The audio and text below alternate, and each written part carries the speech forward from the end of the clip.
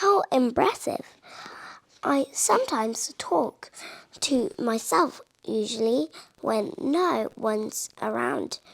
Diverse children's books benefits everyone. It's not only for BAME children, it's for everybody. This is important for...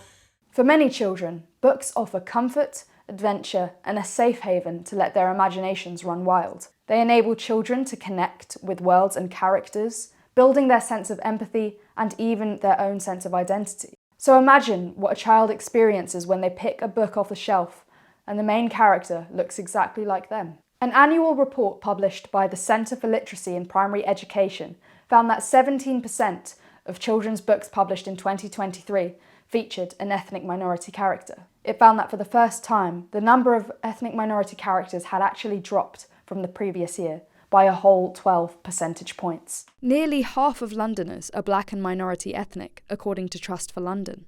So what is the impact of a lack of representation for kids growing up in the city? I spoke to some of the experts behind the report. Looking at any degree of presence of racially minoritized characters. So sometimes that will be main cast characters, sometimes that'll be background characters. The thing I always notice about how when children wrote stories, they always wrote sort of white characters, and that teachers never really commented on this or wondered about it.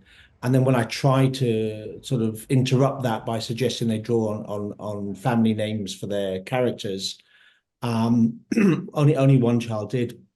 But another child said, you can't do that. Stories have to be about white people. The report emphasises that the quality of the representation is just as important as the quantity. This sentiment is also echoed by authors. And quite often what I find with that type of representation is that they'll plonk a black child or a brown child in their story, and it will be entirely incidental representation. So there'll be nothing about race in the story and nothing about that person's culture, really, because they don't want to do that because they know they don't have the lived experience. I went down to West London to meet with children's author Nadine Carden, whose books are heavily inspired by her own Syrian heritage. Hi Nadine, how are you? Hi. Nice to meet you. When we talk about diversity in children's books, we add to the percentage, but we also have to look at these books and these characters. Are they empowered?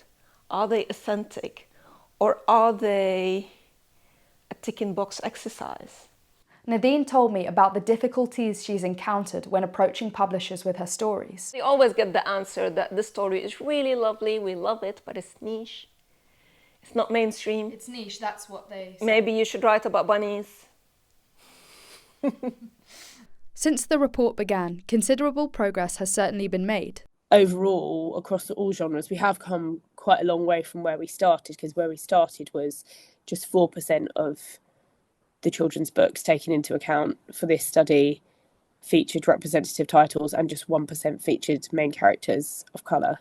While growth has been made, the Reflecting Realities report shows that more needs to be done to ensure children are reading books that best represent them and the world they're growing up in. Are you sure you don't want to go flying?